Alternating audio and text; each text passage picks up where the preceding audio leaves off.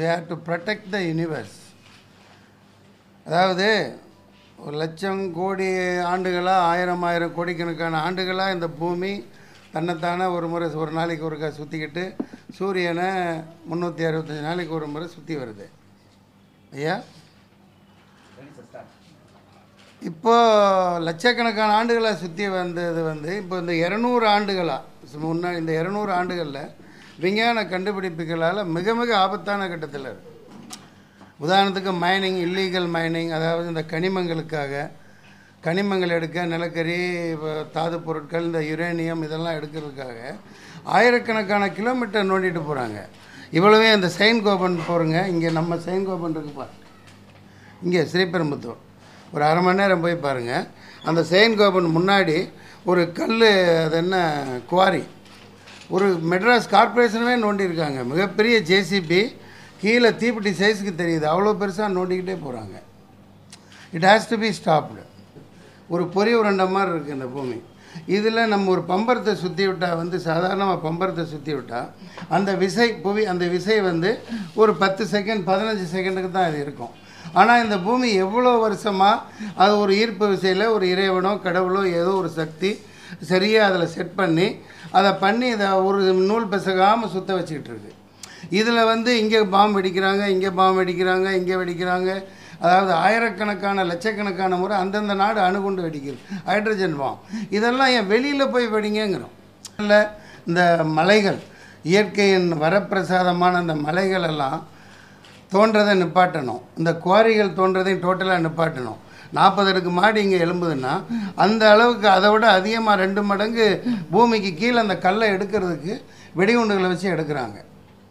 இது எவ்வளோ நாள் இந்த பூமி தாங்க? இப்போ மே 21 உலகம் அழிய போகுதுன்னு ஒரு அமைப்பு வேறு உலகமெல்லாம் சுற்றிக்கிட்டு இருக்கிறத நீங்கள் கேள்விப்பட்டிருப்பீங்க.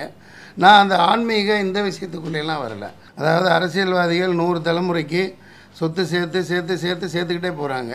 வியாபாரங்கள் அந்த வீட்டில் இருக்குது, இண்டோ திறந்தால் ஒவ்வொரு அந்த இரும்பு வியாபாரி, ஒவ்வொரு தாது பொருள், ஒவ்வொரு வணிக சம்மந்தப்பட்டது தான்.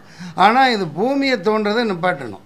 இப்போ மணல் ஆற்றுப்படுகைகளில் பார்த்திங்கன்னா லட்சம் வருஷமாகவும் அது சரி பண்ணுறதுக்கு அது அள்ளிட்டே போகிறாங்க. இயற்கை விலங்குகள் டோட்டலாக திருடிடுறாங்க. இதை இயற்கையான முறை இந்த பூமியில் வாழும் அனைத்து ஜீவராசிகளுக்கும் இந்த பூமி சொந்தம். Only not for only mankind, ஹியூமனுக்கு மட்டும் இந்த பூமி கிடையாது. நம்ம தலைமுறையை அடுத்த தலைமுறையை வாழ்கிறதுக்கு உண்டான இது இந்த பூமி அங்கங்கே இந்த ஈயம்பித்தால பேரிச்சம்பளத்துக்கு போகிற ஓட்டை பாத்திரம் மாதிரி ஓட்டையாக்கிட்டாங்க.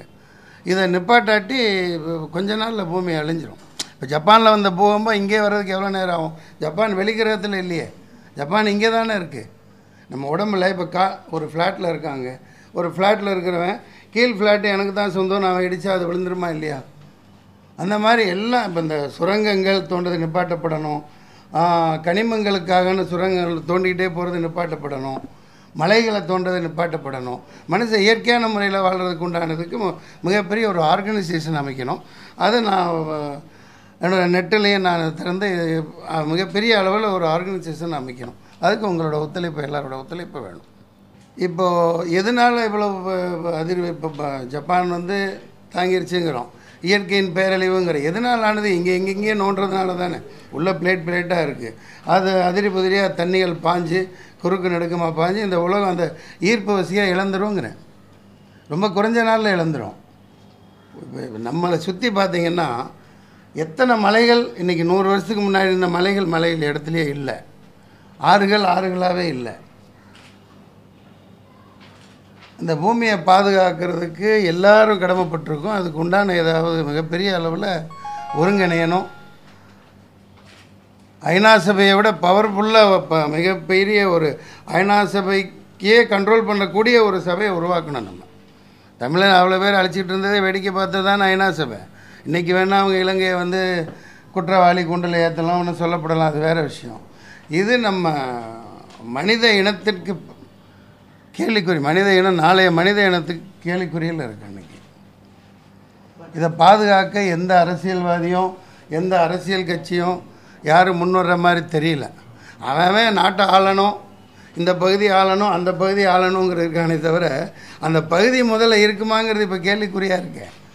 அவர் வந்து அந்த குவாரி நடத்துகிறது தான், அந்த பணத்தை வச்சு தான் படம் எடுக்கிறார். அதை போய் பாருங்கள். அதுக்காக சொல்லலை, அவர் எனக்கு ஒரு தடவை 2 தடவை பார்த்துருக்கேன். சைன் கோபன் எதிரில் ஒரு ஃபர்லாங் நடந்து போங்க, வண்டியில் போங்க. அங்கே ஒரு மெட்ராஸே நோண்டப்பட்டிருக்கு, முழு மெட்ராஸ். பார்த்தீங்கன்னா அப்படியே இதே அங்கேயே ஹார்ட் அட்டாக் வந்துடும் உங்களுக்கு. உண்மையான நீங்கள் மனித இனத்தின் விரும்பினா, ஒரு ஹியூமன் பீயிங் மேலே டெண்டன்சி இருக்குது உங்களுக்குன்னா, என்னடா பாவிகளா இவ்வளோ நோண்டி என்னடா பண்ணீங்க அப்படின்னா அதெல்லாம் நிப்பாட்டப்படணுங்கிறேன். அவ்வளோ கிலோமீட்டர் கணக்கா அது அந்த மாதிரி 1000 குவாரி இருக்குது ஒரு ஆளுக்கு, தனி நபருக்கு. இது பூமியை ஏன் நோண்டுறேங்கிறேன். நீ வெளிக்கிரகத்தில் போய் எதை வேணாலும் நோண்டுங்க. அணுகுண்டு வெடிக்கணுமா, வெளிக்கிரகத்தில் நோண்டுங்க. இது யார் பவர்ஃபுல்லான குரல் கொடுக்கறது? ரஜினி சார் குரல் கொடுக்கலாம். குரல் கொடுக்கறதுனால இது ஆக போகிறதில்ல. ஆனால் காந்திய வழியில், அன்பான வழியில் நிச்சயமாக எல்லோரும் கைகோர்த்தா இதை பாதுகாக்கலாம்.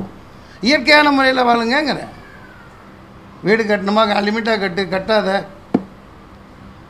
இப்போ ஃப்ரெஷ் அப்படின்னு ரிலையன்ஸ் ஃப்ரெஷ்ஷுன்னு போட்டு காய்கறி விற்கிறீங்க. எங்கேருந்து வாங்கி தானே கொண்டாந்து விற்கிறீங்க. நீயே உற்பத்தி பண்ணு. 100 ஏக்கர் வச்சுருக்கீங்க, 50 ஏக்கரில் உற்பத்தி பண்ணு. ரியல் எஸ்டேட்டுன்னு இயற்கை வளங்கள் எல்லாம் கொள்ளையடிக்கப்படுது. விவசாயம் பண்ணுறதுக்கு ஆள் இல்லை. அடுத்த வருஷம் 2 வருஷத்துக்கு அப்புறம்லாம் ஏர் பிடிக்கிறதுக்கெல்லாம் ஆள் இல்லை. இப்போவே விவசாயிகள் எங்கேயுமே இல்லை. சிப்ஸை தான் சாப்பிட்டுட்ருக்கணும். பூமி பந்தத்தை இந்த அணுகுண்டு வெடிப்பது, ஹைட்ரஜன் நைட்ரஜன் போடுறது, வேறு நாடுகள் படையெடுக்கிறதுனால தோன்றது, கனிமங்கள் எடுக்க தோன்றது, இது முழுமையாக அதை நிப்பாட்டப்படணும். அதாவதுங்க, இது 73 விழுக்காடு தண்ணி இருக்குது. மற்றது எல்லாம் முழுக்க நிலப்பரப்பு கொஞ்சம் தான் இருக்குது. 28 27 ஐயா. அந்த நிலப்பரப்புலேயும் ஓட்டையை போட்டு சல்லடைக்கிட்டாங்க. இந்த ஒரு பொரி உருண்டை இருக்குங்க, உங்களுக்கு சொல்கிறேன்.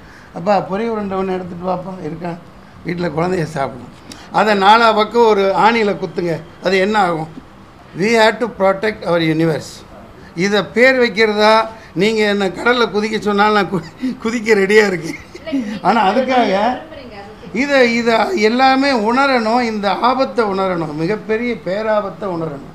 இந்த கனிமங்களுக்காக பூமி நோண்டப்படக்கூடாது. அதனால தான் இந்த பூகம்பங்கள் விளையுது. இனி அடுத்து பூகம்பம் ஒரு நாட்டில் வராது. பொலன்னு உலகம் அழியிறது தான், வேறு வழியே இல்லை. நீங்கள் தெரிஞ்ச தகவல் இல்லை, அதுக்காக ஒருங்கிணைக்கிறேங்கிறேன். எல்லாத்தையும் ஒருங்கிணைக்கிறேன். இதுக்கு ஒரு அசோசியேஷன், ஆர்கனைசேஷன் உருவாக்கணும். we have to protect our யூனிவர்ஸுங்க. அசோசியேஷன் பேரெல்லாம் என்ன வைக்கலை. அது நான் தன்னிச்சையாக செயல்பட முடியாது. இதில் யாரையும் ஆர்வமான எல்லாத்தையும் இப்போ நீங்கள் இந்த விஷயங்கள் போய் எல்லாருக்கும் தெரிஞ்சு எல்லாரும் அதை ஒருங்கிணைக்கணுங்கிறேன். நான் அதில் முன்னாடி நிற்கிறேன், பின்னாடி நிற்கிறேன் இல்லை. நாளைக்கு ஒரு ப்ரொடியூசர் நடிக்க கூப்பிட்டா நான் நடிக்கிறது தொழில் போய் ஆகணும். இதே மாதிரி ஒவ்வொருத்தங்களுக்கு பின்னாடி ஒவ்வொரு வியாபாரம் இருக்கலாம். ஒவ்வொருத்தங்களும் அரசியல்வாதி சம்பாதிக்கிறான், அலையிறாங்க, அது வேறு. இது ரொம்ப பேராபத்தில் இருக்கும். அதை நான் எடுத்து சொல்லி இந்த ஆபத்து தொடராமல் உடனடியாக தடுத்து நிறுத்தணுன்னா அரசாங்கங்கள் அமைய இருக்கிற அரசாங்கமும் முன் வரலாம். உங்கள் பத்திரிகையால் இப்போ உதாரணத்துக்கு பார்த்தீங்கன்னா இந்த லோக்பால் மசோதா நீங்கள் சொன்னீங்க இல்லையா, அதில் இந்த லோக்பால் பாஸ் ஆக இருக்கு இல்லையா. நான் 10 வருஷத்துக்கு முன்னாடியே இது சட்டசபை 234ன்னா அதில் 235ஆவதாக ஒரு 10 பத்திரிகையாளர்கள் இடம்பெறணும். யுனானிமஸ்லேயே அவங்க அதாவது இந்த வெளிப்படையாக இந்த டெண்டர்லாம் சீக்ரெட்டாக கொடுக்கப்படக்கூடாது. இந்த மாதிரி எது ஒன்று வெளிப்படையாக பண்ணணும், இதை கண்காணிக்க குழு வரணும். இதில் அப்பயே போட்டிருக்கேன். நடைமுறைக்கு வரல, நான் செய்ய முடியல நடிகனாக இருந்தனால. சரி, இட்ஸ் நாட் டூ லேட். லேட்டாக அதுக்கு முன்னாடி காக்கிறதுக்காக நான் அறைகோவில் விடுறேன். தாராளமாக கட்ட தயாராக இருக்கேன். இதுக்கு என்ன பண்ணணுங்கிறது எனக்கு இப்போதைக்கு ஒன்றும் தெரியல. நான் ஆபத்தை உணர்றேன். அது எல்லா மக்கள் சப்போர்ட்டில் தான் பண்ண முடியும். இப்போ இது எல்லாருக்கும் உணர்ந்தாங்கன்னா 1,00,000 பேர் கூடனா நாளைக்கு 1,00,000 பேர் நிப்பாட்டி இந்த மாதிரி மைனிங் முதல்ல இந்த சுரங்கங்கள் தோன்றது நிப்பாட்டப்படணும். இப்போ கர்நாடகாவிலே எங்கெங்கேயோ சில மந்திரிகள் லட்சக்கணக்கான பெரிய பெரிய சுரங்கங்கள் வச்சுருக்கிறதா பத்திரிகையில் படிக்கிறோம். அது சட்ட ரீதியாக நான் பண்ணுறேங்கிறாங்க. அதுவே எவ்வளோ பெரிய ஆபத்து, எவ்வளோ பெரிய தவறு பாருங்களேன். சுரங்கங்களே தோண்டப்படக்கூடாது. அப்படி எத்தனை நீங்கள் போய் ஒரு சுரங்கங்களுக்கு விசிட் பண்ணியிருக்கேன். பேர் என்ன மறந்துட்டு, ராமச்சந்திரனா நண்பா, வண்ணத்துறை, அண்ணாத்துறை, ஏதாவது ஒரு சுரங்கங்களுக்கு போயிருக்கீங்களா நீங்கள்? மனிதனால் தோண்டப்பட்ட சுரங்கம். அணுவுலையும் கூடாது. புரியல புரியல. ஜப்பான்ல வந்து ஆ அணுகுலையால மக்களுக்கு பாதிப்பு இருந்துச்சு. ஆமாம். அணுகுலை அழிக்கணும்னா பூமியில தோண்டி புதைச்சனால தான் மக்களை காப்பாற்ற முடியலாம் தோன்றாங்க. ஏன் அணு உலையை அமைக்கிறீங்கிறேன். இங்கேயும் கல்பாக்கத்துலேயும் அணு உலை வேணாம். நாளைக்கு ஸ்ரீலங்கா பாகிஸ்தான்காரங்க கூட சேர்ந்து குண்டு போட்டால் அழிய போகிறது நீ நானும் தான். எதுங்க இப்போ மின்சாரம் இயற்கையான முறையில் வேற கொண்டு வாங்க. ஏன் அப்படி? பூமியில் ஒன்று வந்து நிலத்தில் எடுக்க முடியும். நீங்கள் சொல்கிறது எனக்கு புரிஞ்சிருக்குங்க. நீங்கள் சொல்கிறது புரிஞ்சிருக்கு. இப்போ சூரிய ஒளியில் கண்டுபிடிக்கிறாங்களே அந்த மின்சாரத்துக்கு வாங்க.